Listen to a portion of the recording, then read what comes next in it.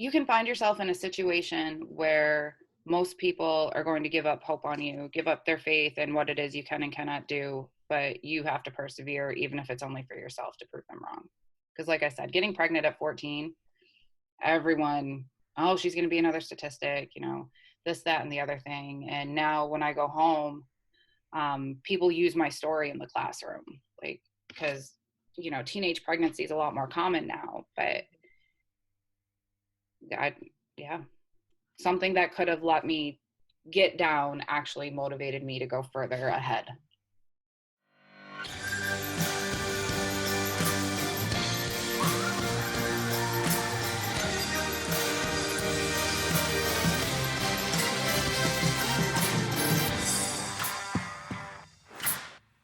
All right, welcome to The Path Distilled. I'm Kevin Harris with my co-host Lauren Tashman. Hi, everybody. Welcome to the show today. Our guest today is Dr. Emily Pica. She's in the Department of Psychological Science and Counseling. She's an assistant professor of psychological science at Austin Peay State University. She has 29 publications. She's co-edited 2 books, and she's the author of Familiarity and Conviction in the Criminal Justice System. Welcome, Emily. Thanks for having me, guys.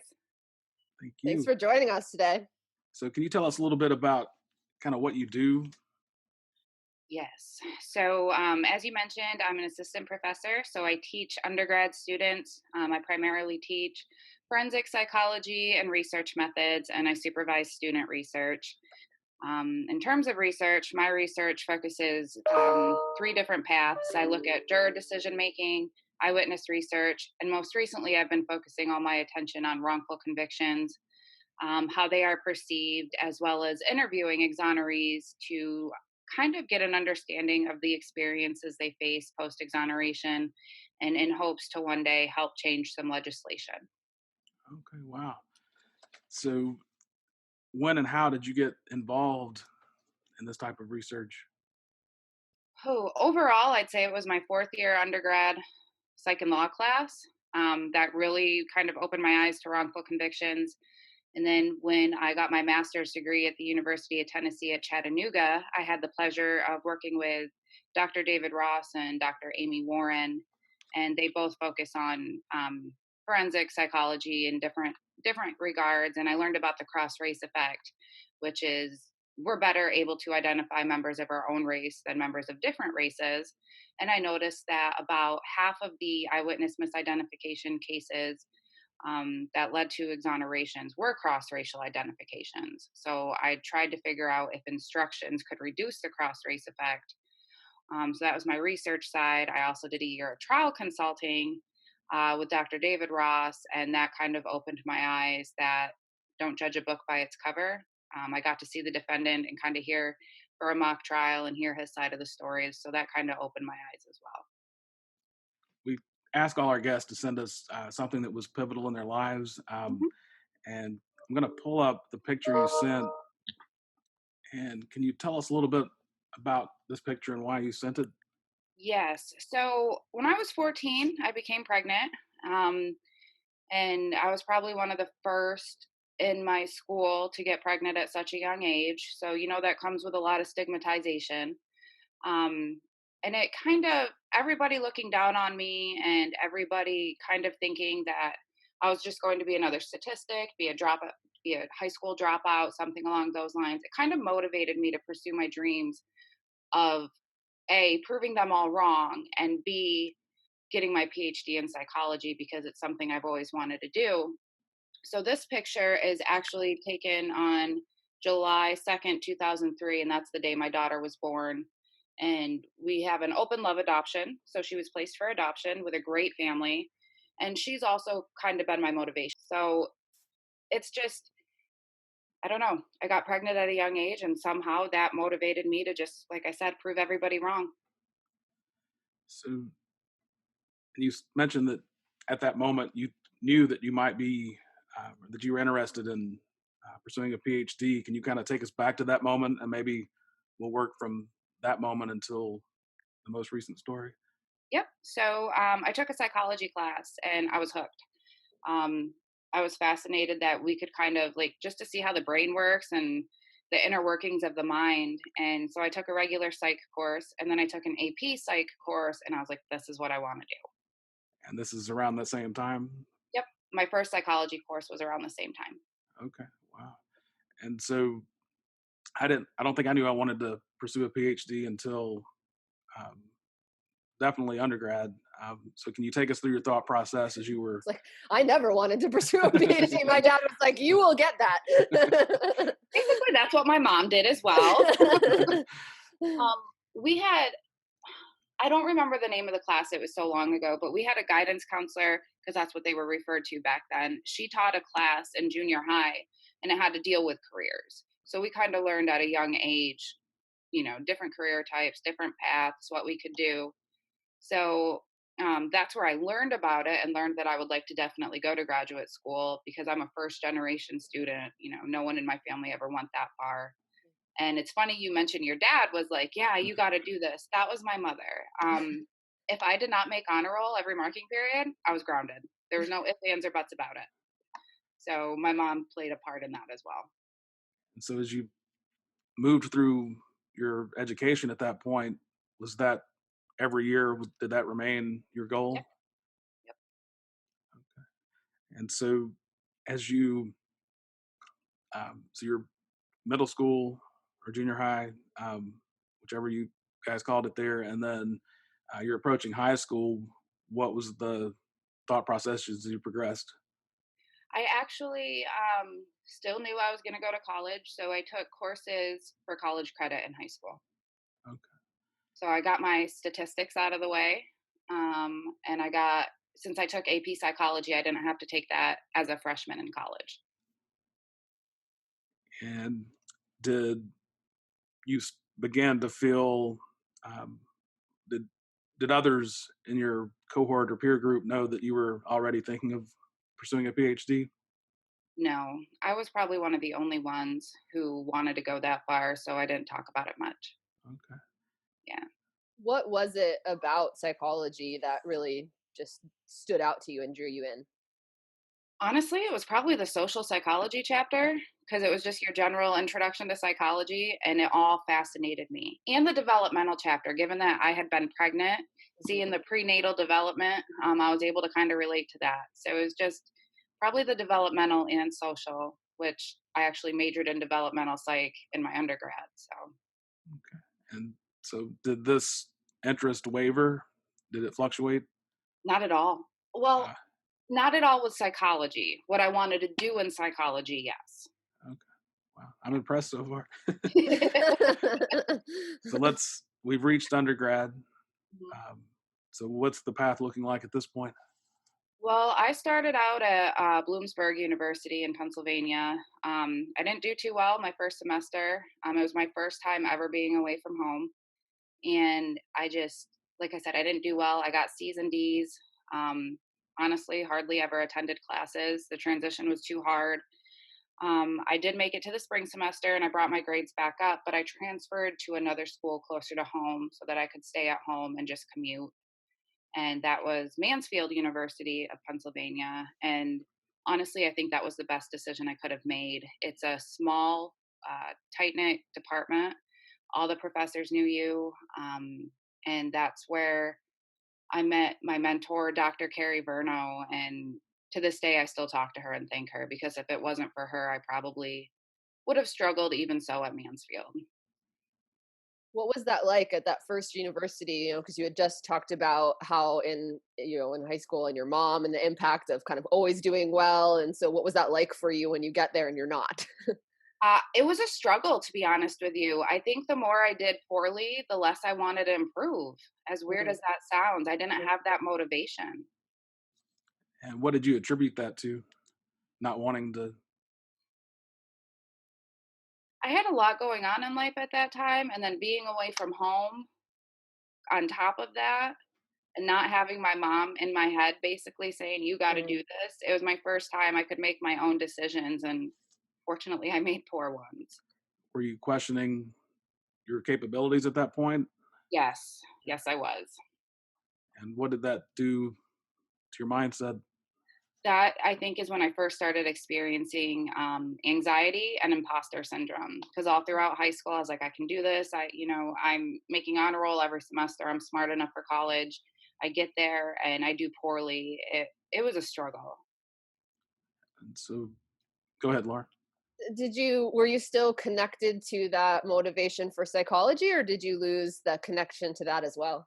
Nope, still motivated for psychology. Mm. So it was really just more about you at that time, like, can I do this, but still wanting to in some way. Exactly. Yeah. Mm. So, did you kind of feel yourself giving up on the goal at that point? Almost. Yeah. Had I not transferred to Mansfield, I probably would have. And so, you're at Mansfield, and you met this wonderful mentor. What happens next? My life changed. um, I learned about research. I took my first research methods class and was able to go out and collect research. I still remember, it was a group of us. We examined pseudoscience beliefs among college students. And we had to present that at the end of our second semester research methods. And that's when I first dabbled in research. The years went on, and I actually completed 2 independent studies. So I collected two completely different types of studies. One was on friendships over the lifespan. One was on racial biases in police officers, but I collected all of it on my own, and we had to present it as our senior seminar presentations. And that was a pivotal moment as well, because I had to also present a senior seminar paper, and I chose the topic of GREs and their lack of predictive utility. And unbeknownst to me, one of the faculty members was very passionate about the GRE. And that was the first time he was asking very rapid fire questions. And that was the first time that I had felt personally attacked in an oral presentation, and I left the room crying. So I would say that was another pivotal moment where I was like, is this really for me? Can I do this, or am I lying to myself? It's interesting you say that, because one of the criticisms I faced early on is one of the first comments from a dear mentor of mine was, you don't take constructive criticism very well. And so I think those of us who, and I'm also a first generation college student, so I think those of us that might have those self-doubts or imposter syndrome that creeps up because we've always been in a somewhat comfortable environment, I think that's something we have to deal with. How did you overcome that feeling? Well, the very next week I had to give another presentation in front of the same audience. So Back on the horse. yeah. So I was kind of forced. That one went very well, and I felt a lot better about it. What happened between those two? A lot of crying. Okay. A lot of reassurance from my cohort. Because I didn't want to do it. I was terrified. I got reassurance from my cohort, my family, my supervisor. She reassured me that everything was going to be fine, and it was. I can never say this word, catastrophizing in my head that the same thing was going to happen. Sure. And it had happened, so it's fair to say it could happen again. Right. When you look back at that pivotal experience now, do you look back at it with the sense of, wishing it had never happened, or grateful, or some other kind of lens on it? I'm grateful, because I present at conferences now where there are experts in the room. So I've prepared myself now to read over and become so familiar with the literature before I give a presentation, so that if I do get questions like that, I'm more prepared. That's that same mentor said it's like carrying or walking into a room of helium balloons with a sword when you go to those types of events. So he was the one that was trying to get me to, I guess, thicken my skin, and made the comment about the constructive criticism. So are you doing things differently from your peers at this point? Yes. And so could you talk a little bit about how those differed? I mean, you have a lot of publications, so that question is kind of like, of course she is. We're still in high undergrad right now. Oh, I know. I'm just assuming. Yeah. Gotcha. I was still taking school a little bit more seriously. I was never a partier. I know college is, you think college is a time for partying, going to frat parties and stuff. That wasn't me. I worked as a waitress and also going to school full time. So I was working. I had my own car. I had my own car payment. So I was more focused on, improving my life and being able to make my bills instead of partying all the time, which sometimes I regret. I mean, I missed out on that experience, but I was just thinking, I remember when I was trying to keep my grades up in undergrad, that people would I'd be in the room studying and someone would invite me somewhere. And I always kept the mentality that this isn't just like this 30 minutes of time.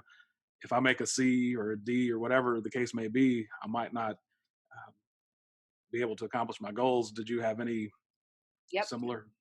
I was the type of student where if I got below an A, I was very upset with myself.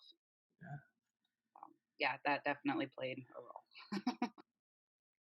Why was that the case? Is that an identity that you wanted to have? I don't necessarily think I wanted to have it. I think it was instilled in me by my mother from high school. And was that in part to buffer yourself against the imposter Yeah. syndrome that you said you were feeling? Yeah. You had to prove, at least to yourself. Yes, definitely. Okay. So, Can go I go ahead. back for 1 second and ask what it was about research that you found enjoyable, fascinating? I guess I'm somewhat asking because most of the time you hear people are like, research, no, especially students, right? It's the topic. So, for example, in undergrad, when I did racial biases in police officers, you learn about, the stop and frisk programs that they have. Mhm. And it's like, does that happen in our town? Because I'm from, a town of 3,000. And it's like, does this happen? Will it happen? What are they going to do? So I think it's both both the topic as well as the questions that really interest me. And then being able to look at the data to determine whether, oh, yes, my hypothesis was supported. Or, on the flip side, no, it wasn't. So it sounds like it's really bred out of curiosity. Yes. So, any other noteworthy things that occurred between undergrad and grad that stand out? I don't think so. Okay. So now, so I think the grad school phase is where we are now. So, can you talk a little bit about that experience? Yes. I was super ambitious out of undergrad. I applied to PhD programs thinking I could do it. I got rejected from all of them. And then I actually was searching for master's programs and I found the University of Tennessee at Chattanooga, and they have a rolling admissions. So I applied there, and I did horrible on my GREs, hence why I chose my senior seminar topic on the predictive utility. So I get an email from Dr. Amy Warren, who was the coordinator at UTC, and she was concerned about my GREs. She was also concerned about my C in statistics that I got my first semester at Bloomsburg when I wasn't doing well. So I was able to kind of converse with her about that, and she took a chance with me. Um, she wanted me to allay her concerns, which I must have done a good job at doing because she did admit me to the program. So I got accepted there, and I got accepted at a school in Boca Raton, Florida. Mhm. And as much as I would have loved to live in Florida, I knew that UTC was the right choice, and it ended up being the best choice. And so, can you tell us a little bit about how things went whenever you got to UT Chattanooga? Yeah, it was horrible. Um, I didn't get as much feedback on my writing as I wish I would have in undergrad because I was always getting A's on my paper. Well, my first semester at UTC, I took a multicultural psychology class, and I got my first C on a paper. So that was eye opening that, this is a whole different world. Um, so that kind of opened my eyes. I got to put more effort in. And other than that, I knew I wanted to teach at that point. So I took the teaching of psychology course, and Amy Warren taught it, and she and I to this day still laugh about it. We had to teach a course and record ourselves. And I volunteered to teach one of Amy's classes. It was an hour and a half class. I taught the whole class in 15 minutes. And yeah, so that was like, maybe this isn't for me. But then I got to teach introduction to psychology the next year, and I was like, okay, this is for me. That was just nerves. But I learned a lot about myself. I learned about my weaknesses and how to improve. And both Amy and David were great mentors that I could talk about my problems to, and they would help me. Can you elaborate on those, the weaknesses and how you improve them? Yes. So the teaching weakness, I just volunteered to teach an introduction to psychology course. I figured that's the only way I'm going to do it. And I did teach pretty fast, about the first half of the semester. I was letting them out early every single class. Then I got more comfortable in my own skin and started, we would actually make class time. My writing, I would ask Amy when she would look over my drafts to be as critical as possible so that I could improve my writing. And David, he taught me more about the research aspect. And anytime I had questions, I would go to him. He would just, give me the articles, show me how to read them. He signed me up as a student editor or student reviewer, excuse me, for Law and Human Behavior, which is one of the top journals in our field. So he helped me with that. I just sought out every opportunity to improve upon myself once I found out what my weaknesses were. Did you find your writing, as you're writing, the voice of your mentor standing on your shoulder? Yes. I know that happened to me. So for the listeners, it would be most of the training that comes with PhD writing will be what will the reviewer say, or how can you defend that? And so every time I wrote a sentence, I was asking myself that same question. And over time, that just improves writing. Lauren, it looked like you had something to, did you have something to ask Oh, at this I was point? just thinking about my own experiences with feedback Yeah. in grad school. Yeah. Still in your First head, time you're right? smacked in the face, right? I'm like Yeah. thinking about all of my friends that I still talk to that were just like, remember those all the red and how we used to crawl each other and cry. Like, And two of my mentors happen to be British, so some of my voices have British accents, but I won't repeat them or mimic them. Just I don't want to offend anybody, but it ends with mate every time I hear a question. So, yeah. And so, did you find yourself improving through this process? Yep. Did you find as you were, because what I'm thinking of a couple of things in my head, but one that's kind of standing out is that it sounds like some of the early kind of ups and downs and criticisms and things that you got or pivot points allowed you to open up to getting feedback and almost to kind of take more agency over getting the feedback. Did doing that change how you experienced the feedback? Yes. Once I started to realize that it was actually to help me and not to berate me, I was a lot more open to receiving feedback, no matter if it was good or bad, because I knew in the long run it would benefit me. Did that carry over to other areas in your life, or was it just Yeah, academically? Yeah. I think it carried over.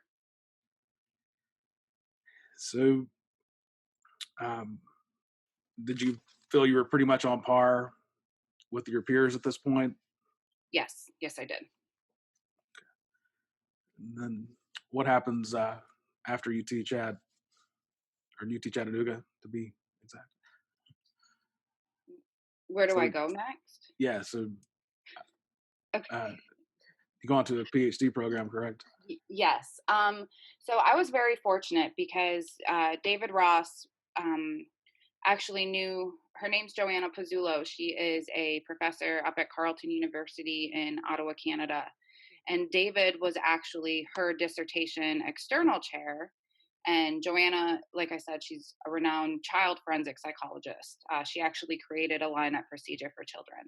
Mhm. So because of David, I was able to, meet Joanna on the telephone, and I ended up applying there and getting accepted. And I was awarded the Trillium Scholarship since I was an international student, and that was $40,000 a year for 4 years. So that paid for my tuition as well as my living expenses. So I was fortunate both to have somebody to work with as well as to have everything paid for. And Did you apply at other schools, or did you know pretty much you were intending to go there? I knew I was intending to go there. Um, and want to step back a second. I still remember the rejection letters that I Mhm. received. Do those still sting when you think about them? No, not anymore. Okay, good. Took some time, but not anymore. Mine still hurt. um, so you're now in Canada. Yes. So tell us a Yeah. little bit about that part of the path. That was very hard, especially once I moved there because I was in a different country. I know a lot of people think, United States, Canada, it's not too different, but it is. And I lived in Quebec. So I lived in a French speaking community, and I know absolutely no French. Um, I also was unable to bring my dogs with me because pit bulls are banned in Ontario, the entire province. So I was completely alone. I didn't even have a dog with me. Wow. So I knew no one, but one thing I learned is that you meet your friends in your statistics classes, and that's exactly what I did. So once I started opening up and actually making friends, it became a lot better. And at this point, um, has the imposter syndrome faded? Did it linger through master's It in, program? it increased once I got to the PhD program.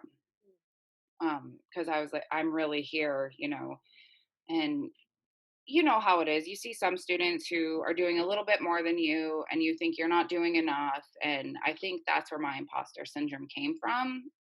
I didn't realize it's not a sprint, it's a marathon. And I think that was the mentality I had, that it was a sprint. And once I realized, I don't need to sprint to the finish line. As long as I meet all these milestones along the way, I'll be good. And have you published at this point? No. Okay. Yes, I lied. My two my two independent studies that I did in undergrad were published in Modern Psychological Studies at this point. Okay. Yes. With Okay. the imposter syndrome kind of confidence piece, it sounds like, and correct me if I'm wrong, but it sounds like it's kind of like this, like up and down of like, I'm good. No, maybe I'm not good. I'm good. No, Yes, maybe I'm not good. that's exactly it. And so, were you actively trying to dissuade or push those down? You're, Yes. and so, how did you go about that? I just kind of compartmentalized it, and just didn't deal with it, which is not very healthy. But I put it in the back of my mind and tried not to think about it. And I think that's why it kept popping up as much as it did, because I didn't deal with it. And so, what is a typical day looking like at this point? Oh, being in the lab and going to classes. So Joanna had one of the nicest labs on campus. It had, two eyewitness rooms, a jury deliberation room, two offices with lots of computers in them. So we were expected to be in the lab and do our work and go to class. So I was on campus most of the day and then home at night. And you mentioned statistics class. Was there a moment, probably midterm or a little after midterm, where everyone realized that everyone else was in the same boat? Yes. Yeah. And once we realized that, it was so much better because we realized we weren't alone. Yeah. Um, so, this is obviously where you started to dig in deeper. Can you remember a point, that critical point, when that begins to happen, or the progress that goes about Yes. emerging? Uh, Joanna held lab meetings at the beginning of every semester. So at these lab meetings, she would come up with study ideas. And that's when I was like, oh, wow, I get to, continue this research. And she would come up with ideas and we could volunteer for which ones we wanted to do. So my very first study that I volunteered for looked at the impact of familiarity and eyewitness age on jurors' decision making. So, what role um, were you leading that project? Yep, I did everything. I created the materials. In Canada, the IRB is referred to ethics. So I created the ethics protocol, submitted it, collected all the data. We could run up to 12 participants at a time in the jury room. So, yeah, she let us be lead on everything and she just gave us guidance along the way. And was it the feedback that drew you along as far as your skill set at this point? Yes. Yes. How are you feeling at this point about the path that you were on? Pretty good. I knew that I had made the right choice and that this was gonna be a good thing. And were you, what was your work ethic like at this point? Were you more or less about the same as your cohorts? Probably more. I still had that mentality where I couldn't go out. I had to stay and keep doing work. Sure. Yeah. And how did that make you feel? I feel like I missed out on a lot of things, and it was my own doing since I just kept saying no so I could continue to work on work. So it was both, oh, I'm getting work done, but at the same time, I'm missing out on these, friendships and relationships I could make. And do you look back on that with regret, or do you feel like your I do. sacrifice was worth it? Okay. I do. Yeah. What do you Um, regret about it? I guess just making memories instead of looking at it as, being away from family, being away from, friends and stuff. I could have looked at it as, oh, this is a brand new experience in a different country that I could take advantage of. And I just didn't. so I'm going to Do you ask you feel to. sorry, can I Oh, ask one more? yeah, sure. Did you do you feel like that would have had an impact on you or changed your course? I don't think it would have changed my course, but it probably would have made living there a little easier. I was going to ask you to put a barter value on it. Would how many of your publications would you have traded? No, I refuse to answer that. So, No, I wouldn't have traded any of them because each brought their own experience with them. so I think that's the first time I've seen you thrown a little off. I didn't didn't mean to throw you off there. And so, as you're progressing, were you there 4 years? I was in school 4 years. I was there 5. My 5th year, I taught. Okay, so kind of take us through any progression or way of thinking, how that might have changed over that first year to the fourth. If I it did, actually my my skills and abilities to think like a researcher greatly improved. Um, Joanna gave amazing criticism. She when I her criticism, constructive criticism, excuse me, is now how I do constructive criticism. I found it to be very helpful, and I would meet with her once a week. So we were always talking about how to improve. What studies can we do? Um, she would always, if I got a rejection from a journal, she always was like, "It'll find a home. We will." She's her famous words. This article will find a home.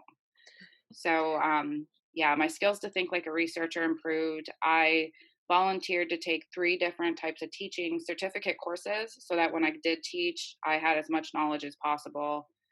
Um, so I graduated and then I taught for a year and I taught 2 classes my first year. I taught 2 first-year seminars, which are full year courses. One was specific to wrongful convictions, and that was the first of its kind at Carleton. And the other one was psychology and criminal justice. Were you feeling better about your teaching skills at this point? No, because it had been so long since I taught. Because as an international student, there were restrictions on teaching. So at the beginning, I was a little nervous, back to not meeting class time and everything. But I adapted a lot quicker than I did when I was at UTC. So it came back quicker. um, so as we're progressing, you said you've adopted her version of constructive criticism. Is there a way that you can describe that, or is it difficult to put to words? I think it's difficult to put into words. I'll just be reading assignments and I feel like a little Joanna voice in my head and I just make a comment. It, I don't know how else to explain it. Yeah. From the way Uh, you described it, it sounds like she was always trying to build you up and get you focused on kind of moving forward. Yes. which sounds like it was very empowering. Yes, definitely. Yeah, that's the great word, empowering. And the philosophy that our lab took during my graduate training was, if it can't make it out of this room, it doesn't belong to be out there. Is that kind of the approach that? Yeah, more or less. So Yeah. if you must defend it with us criticizing it, and then it can go to a reviewer, and then if it makes it past the reviewers, then it's worthy for prime time. Yeah. So because this is like, the perennial question everybody has. I work with a lot of leaders, right? And they're always asking like, how do I do this better? How do people do this? It's, is it, is it accurate to say that instead of trying to point out what wasn't good or what was wrong or all that, it was more like, how can we make it better? Yes. And I think that's what made it easier to take. So it sounds like we're ready for your post grad career. So you're now employed. Yes. How's your Wait, path been? how did the employment happen? You're skipping a part of the story. Yeah. So take us from the next step, as Lauren Okay. graciously noted. So tenure track jobs are almost near impossible to find. So and forensic psychology ones are even harder. So I applied, I was probably applying to 10 positions a month. I just kept going and going. And I did get a couple phone interviews, and then they didn't go so well. So those rejections were a little harder to take. And then in, what was it? The beginning of 2017, I got 2 on-campus interviews, and they were they were in the same week. So it was tiring. One was for a visiting assistant professor at a school in Pennsylvania, and the other one obviously was Austin P. So I did the visiting assistant professor campus interview first, and then the next day flew to Tennessee for the other one. And that one was probably more nerve-wracking because it was the one I really wanted. And of course, anything that could go wrong went wrong. All of my flights were delayed. So I don't think I got in until like 8 o'clock at night. And then we had the dinner. Obviously didn't get any sleep that night. And then woke up, and the campus interview, it was great. Everyone was just so welcoming, and that kind of solidified my belief that that's what I wanted to do. But then there were more flight delays on the way back. And I was like, these are bad omens. I was like, I'm not going to get it. So it was great when the search committee chair. So it was great when he called and was like, you got it. You have a few things in the pipeline as far as publications at this point, Mhm. and then so you're arriving at your tenure track job. What were days looking like for you at that point, as far as research and, of course, teaching? Still actively working on research. I do my writing best when I'm at home. So for the majority of the evenings, I was writing. During the day, kind of getting used to Austin P. And I was teaching 3 courses.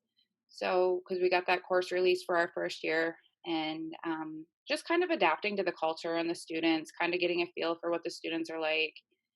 And it was actually my first time teaching research methods. So, um, I actually enjoyed it, which was not what I was expecting. So, um, yeah, it was good. And I always knew I could ask for help if I needed it. So that was comforting. And do you have a particular strategy because you're obviously very productive, particularly with that type of teaching load. Do you have a strategy for how you approach research at this point? I make to do lists and I give them deadlines. So I have even now, I have 5 separate to do lists for different things, and each has a deadline that I want them done by. And I try to stick to that as much as possible. And this would How be did your you how did you stumble on that strategy? My PhD, I just had to learn time management and what to prioritize. And ever since, that's what's been working for me. and I'm assuming this is groups of a team of student researchers Mhm. that you're providing the list to. Oh yeah, they know that they're going to get everything they can when it comes to me. Lay everything out. Yeah. And so, what about writing? When do you still do a lot of writing? Yes, because I still have a lot of things going on. Um, so I try to. I'm not going to lie. With this COVID-19 and working from home stuff, my motivation for writing has kind of diminished. But I actually have it on my to-do list for today to set up a schedule so that each day of the week I can devote to something specific. So since it's nicer out, I find myself outside writing better outside. And I won't say how old I think you are, but you have roughly at least 29 publications that were published in journals, not counting all your presentations. Um, so I'm assuming that's relatively somewhere in the ballpark of your age. Um, how were you able to How have you accomplish? done it? Yes. Oh, I this is going to sound horrible, but I put my career first. Um, so that always comes before everything else. I make sure, like I said, I meet those deadlines. I make sure that I'm giving adequate time to my research and to what needs to be done before I go out and have fun. So career research, it just comes first for me. And that's, I think, again, instilled from my mom at a very young age. I blame her for all my anxieties, and she knows it, so I can say that. And yeah, I just put that first, and I've been getting better at making the balance a little bit more equal, but And so, do you set a goal to publish X number a year, or does it just whatever's on your plate? whatever's on my plate, and I usually have a lot on my plate at once. So And so, I know a problem with a lot of researchers is they'll get it to the point where they can write it up, but then it kind of, or they may not write it up, but if they do write it up, they get one rejection, and or they just end up not submitting it.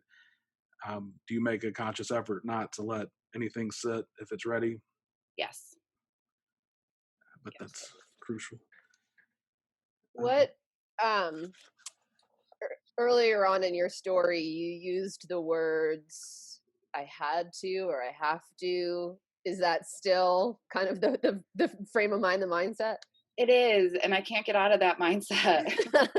As hard as I try. So yeah. Is that coming from that like, motivation or kind of push you got from your mom or a different Yeah. place? I think it's still my mom. My mom still has high expectations for me, and that's very evident when I talk to her about certain things. So yeah, my mom's always in the back of my head. you mentioned earlier that when you felt like some of your peers in the master's program was doing way more than you, how do you feel? How does your productivity match up at this point among your peers, and not just locally, just as far as a researcher in the field of psychology, or psychological science, do you still feel that you're doing less? No, I feel like I'm on par with most of them, but obviously there's some that are still doing more at like R1 or R1 institutions, excuse me. But I'm comfortable with where I'm at. Okay, that was my next question. Are you satisfied? Yes, Do you intend to keep this pace? as long as I can. Yeah. If you fast forward to the future when you are getting ready to retire from your career and you look back, what will you think about this time period now?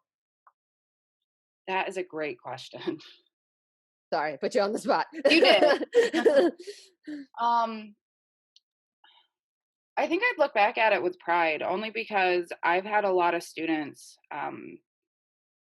For I teach research experience, and the students are helping me with my research, but I'm also able to help them, and I think that's what makes it all worth it. Even if it does slow my research down a little bit, that can go on hold because I think bettering the students, especially those who want to go into graduate school, that comes first. I've So had years ago, there was, sorry, Kevin, I keep That's all right. jumping in No, on no. you. Years ago, Simon Sinek kind of, got very popular very quickly because of his whole start with why, right? That we kind of have to really get clarity on our why. So is that your why? that's driving you? It might be, yeah.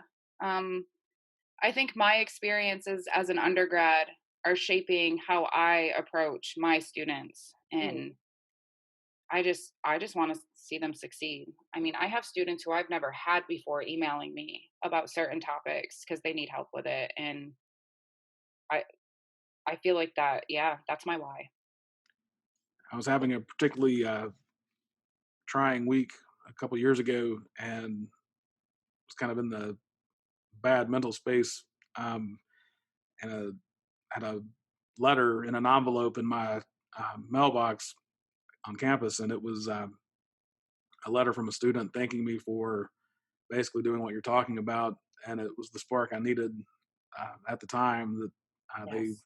are now gainfully employed, but at the time we're looking at a grad program, and I alluded to it was me who helped pave that way and help them get through it. So that that feeling is very very hard to match.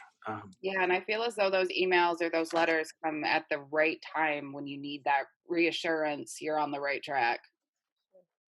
So what do you find easy, and what do you find challenging about what you do? What do I find easy? I love my job. That makes it easy. I love what I do. Challenging? There's not enough time in the day. Um, um,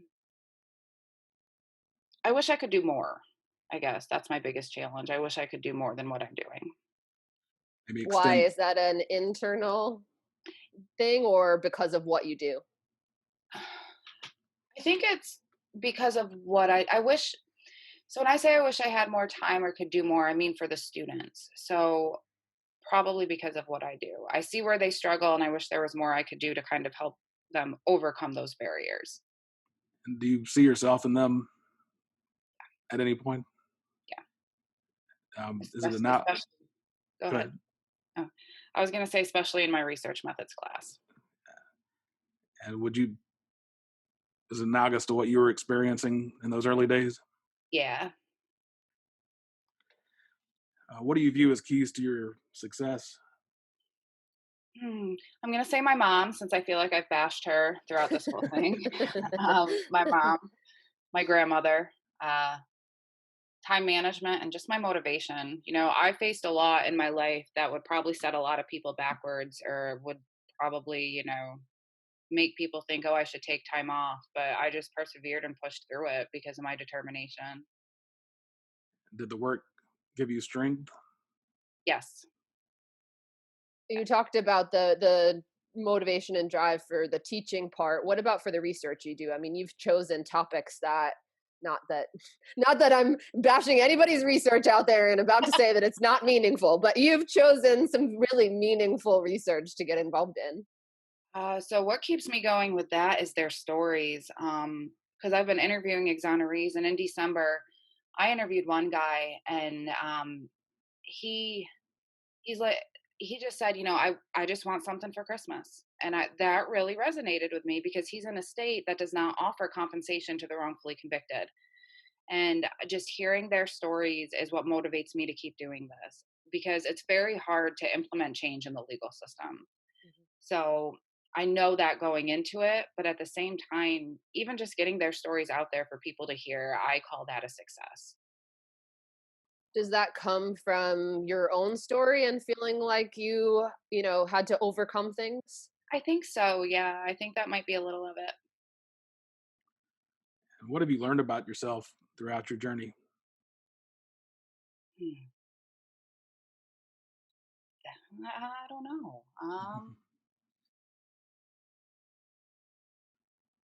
That nothing can stop me. As weird as that sounds. Like I said, I've had a lot of things that would make people pause in life, and I just kept going. You mentioned earlier that you had a tendency, at least early on, it sounded like, to kind of avoid it, stuff it away a little bit. Has Right. that helped, or has it kind of bit you in the butt at any point? I think it's actually helped. Because now I know not to do that. So, yeah, taught me life lessons, the hard life lessons. But yeah, I think it taught me a lot about what not to do. I think that's, important given what you were just saying, right? That it sounds like you confront those things now, but you don't let them kind of create a sense of inertia. You just keep going. Yes. It's not like you're just like, okay, close it all off to anything going on. I'm just going to keep going. It sounds a little bit like it's both now. Yes, definitely. Um, and you alluded to this earlier about the sacrifices. Are there that you have made over your career? Are there any sacrifices that you regret? No, because they got me where I am today. And do you feel that you've had to change or evolve at any point to continue to be successful? No, I've always stayed true to who I am. If something wasn't working, I'd adapt a little bit, but I don't think I've changed much. Just adapted a little. What Where are you at? Sorry. It's okay. Where are you at with the imposter syndrome piece at this point? Oh, it's still there. It pops up from time to time. My first semester at Austin P, I had a student drop my research methods class. So I took that personally for some reason, and that imposter syndrome creeped right back up. One of the things that we talk about kind of in mindset, training and mental coaching is this idea of confidence and uh, the sources that we use to get a sense of our confidence. What do you think you use as a way of trying to get a gauge on your belief in yourself? That's another good question. Unfortunately, it's external. It's not internal. I twice a semester ask students for feedback anonymously, and I only focus on the good aspects of it because if I'm at least reaching one student and doing something right for them, that's good enough for me. What advice would you give an aspiring, uh, I guess, student or professional that's wanting to do what you do? Don't give up. Um, Life's going to try you. You are going to feel as though you are being set back, but don't ever give up if this is something you really want to do. Ask for help, ask for clarification, seek out all these opportunities and just don't give up. Why do you think it's so difficult? So I've actually taken feedback where the comments are all over the page where we mark through words for manuscripts and Mhm. taking them into classes and just to show them that it's I think it's students nowadays have this idea maybe that anything that looks like it is saying they need to fix it is negative. And so I use that to show them that even I'm like, this is just my co-author's feedback. And they're writing almost as much as I am at this point as far as what to correct. Some of it's my own corrections. Um, do you have any advice or an insight, at least, if not, why it's so difficult to get people to realize that the criticism is okay? We take it personally. We take it as an insult to, our character, not as something that's going to help the finished product. So I think at least for myself and for other people I've talked to, we internalize it as, a fault in ourselves. And I think that's something, unfortunately, the individual has to work on. But like you said, my very first day of classes, I tell my students, like, look, you're gonna open these assignments, you're gonna see all these comments for me. I said, don't panic. I said they're to improve your writing. I said, and you might even see a good job or I like this in there. Like, just don't panic. I said, I tell them this is how I was taught. And I try and reinforce writing is a skill. You're not going to come out, of a research methods course and be the best writer out there. It's just something you have to continuously work on. And that's why the feedback's important. And do they seem to buy into that? They do, because at the end of the semester, in the teaching evaluations, I always have, thank you for all the feedback. But they do admit they're scared at first. I tend to scare them when I say that about the comments, but they appreciate it at the end. I do the same thing when the one class I have right now where I feel terrible when I'm writing the feedback. I really do, because Yeah. it's their first time doing like an intake session with a client. They've never done it before, and they're awful, rightfully so, right? Like you don't know what you're doing, and I have to be the one that points it out to you. So Yeah. I do the same thing. I'm like, I'm just warning you up front. This is going to be awful. And I've had students in classes comment that they didn't want me to see rough drafts, and I told them that's exactly when I should see it, Yeah. because then we can make changes as we go along. Um,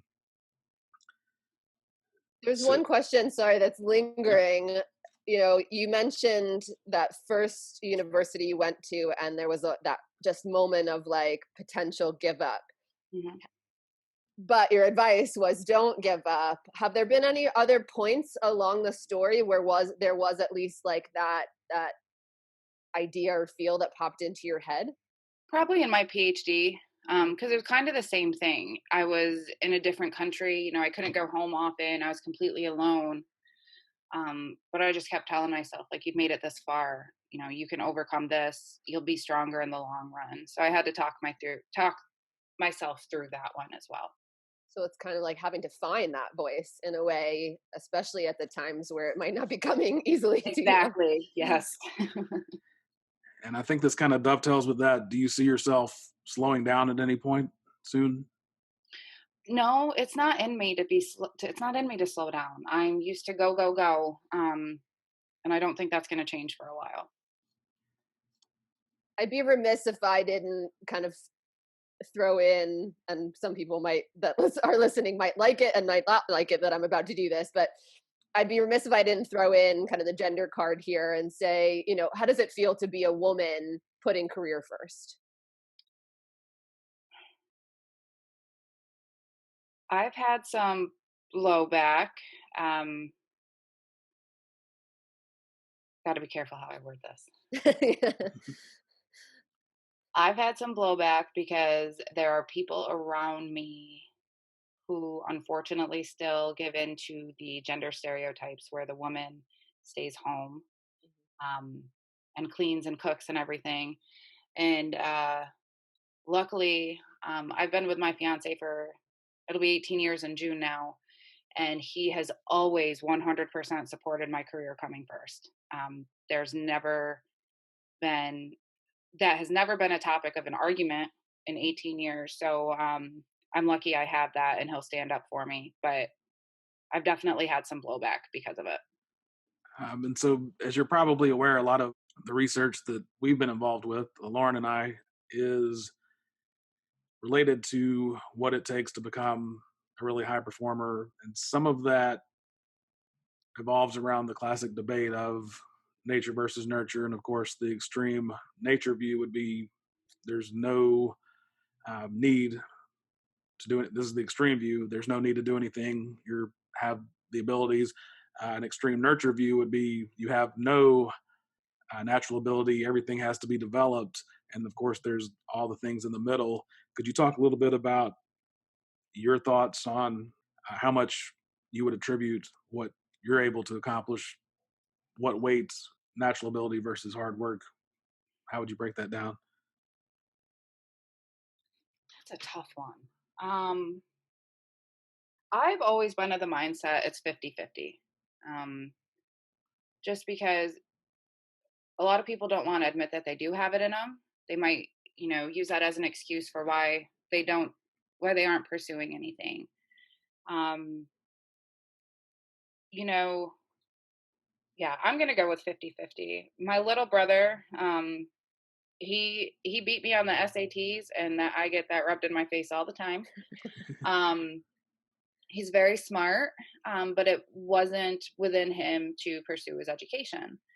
A lot of people might blame that on, nature or nurture. But it comes down to the individual. He had, like I said, we had the same childhood growing up. My mom did everything for we both could read before we went to kindergarten, everything like that. So I really do think it's an even split, but it comes down to what the individual decides what to do or not to do. So what do you think the two 50s are made up of? Like, what would you say is the definition of nature versus the definition of nurture?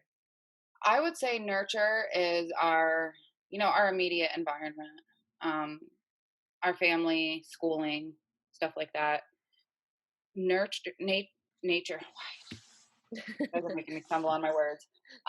Would be obviously who we are. I'm not going to say we're born with certain things, obviously, but I think it comes just the individual's mindset.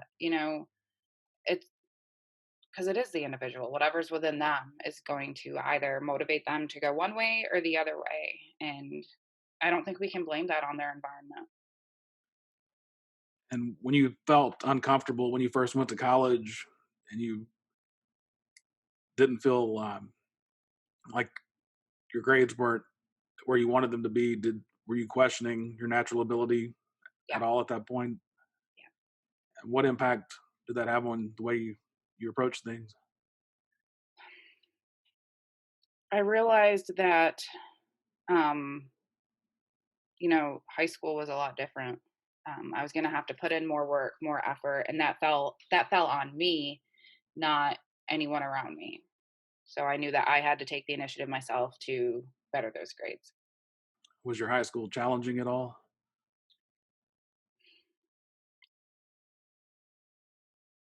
Only because I sought out the challenging courses. So, junior and senior year were challenging because I was taking those college credit courses. That's right. Anything that we haven't asked that you feel is important for the listener or to share?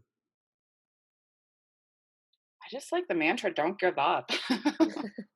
um, Life's going to throw you curveballs. There's no doubt about it. You can either swing and hit, or if you swing and miss, you swing and miss. Just get back up there and take another swing.